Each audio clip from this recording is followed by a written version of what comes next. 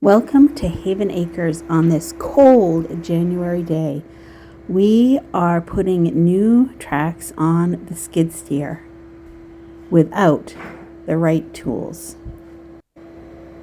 We have brand new tracks ready to roll. We just have to get the old tracks off. They're all off, just the wrong direction. And put the new ones on. And the first tools I need, ice cleats. It is so slippery. On today's episode of Use What You Have, Not What You Want, Jesse will be using his basic tools to put these tracks on the skid steer. And for those of you who might think it's an easy job, it's not. It's an all-day job. Come here.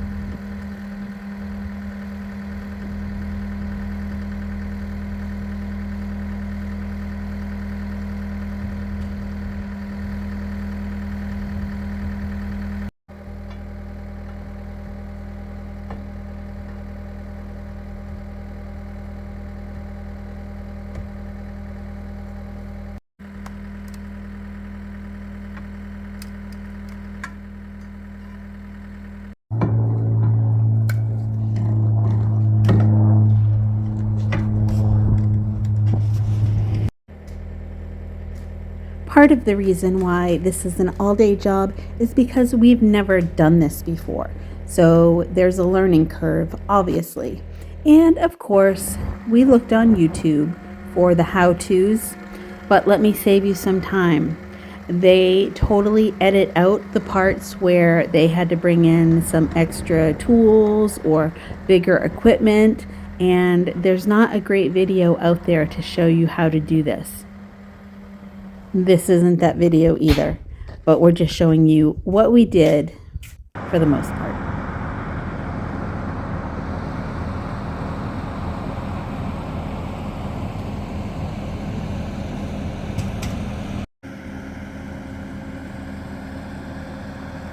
If you had a heated space to work, if you had another piece of equipment to help lift the skid steer, if you had all of the tools, yes, it would be much easier. But when you don't have those things, you still have to fix your equipment when it goes down. You just have to figure out how to do that with what you have. It was seriously such a hassle to get the first track realigned, the old track, so we could move the skid steer, and then to take that track off. They come off on their own and it's no big deal. You pop them back on, but to actually take it completely off was such a challenge. You see the center section where there's like some pink stuff. That's grease, and you have to open that to let the grease out to adjust the tension, which we did, but it was still rough. But we finally got the old tracks off and are ready to put the new tracks on. Jesse knew that the sprockets also were worn. However, we don't have the funds right now for new sprockets. So what he's doing is flipping them from side to side, from taking the left one off and putting it on the right, taking the right one off and putting it on the left. That changes the direction of those pointy things there, and that will make them just last a little longer until we can afford new ones. And for those inquiring minds, because we all like to know these things, the tracks were $3,000 and those sprockets would be another $700.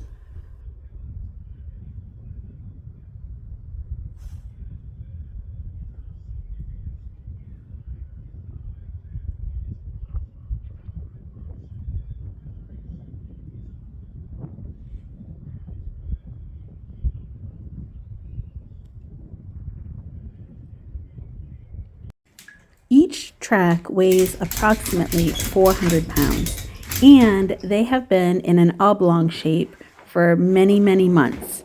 We need them more in a triangle shape. So how Jesse decided to make that happen was using a chainsaw chain and a ratchet strap to attach it to the roof rafters and give it a little help. As you can see, that memory does not really want to let go, but it is helpful to have it up in the air so you're not trying to manhandle 400 pounds and adjust the shape.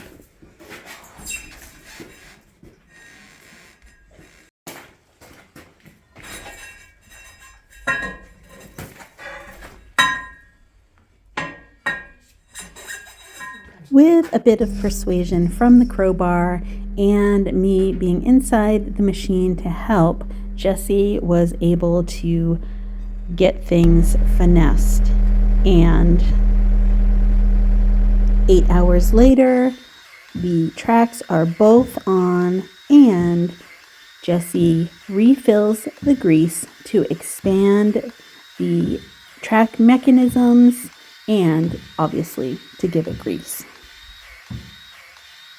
As you put in the grease, it pushes out that big wheel on the front, which takes up slack in the track.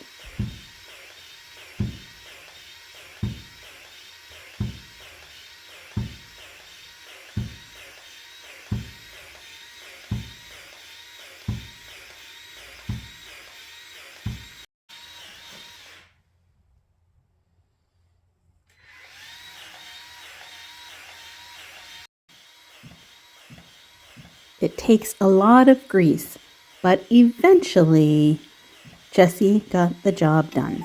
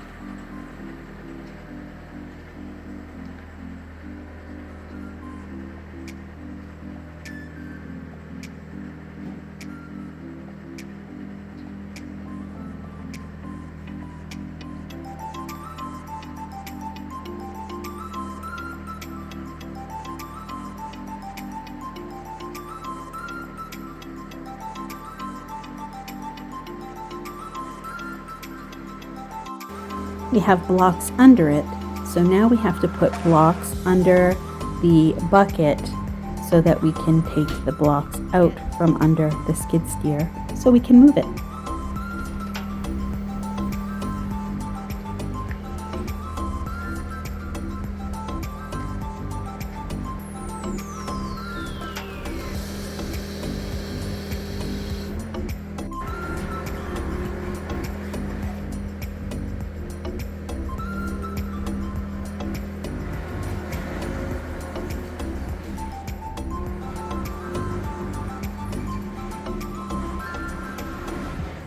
So there you have it, how we got new tracks on a skid steer without having the appropriate tools. Thanks for watching, and we'll see you again soon.